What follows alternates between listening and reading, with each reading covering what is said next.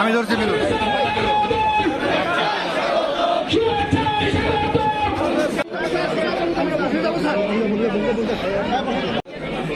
আমি তো সরে আমি তো চলে যাবো, থাকবো না।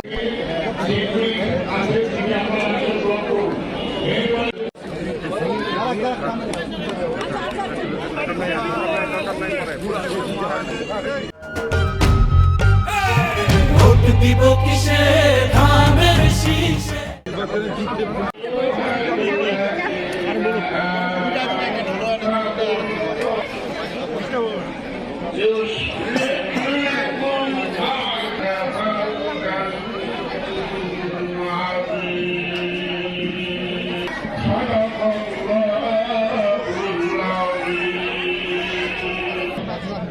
আজকে আমাদের পেছনে ঘুরে আলোচনা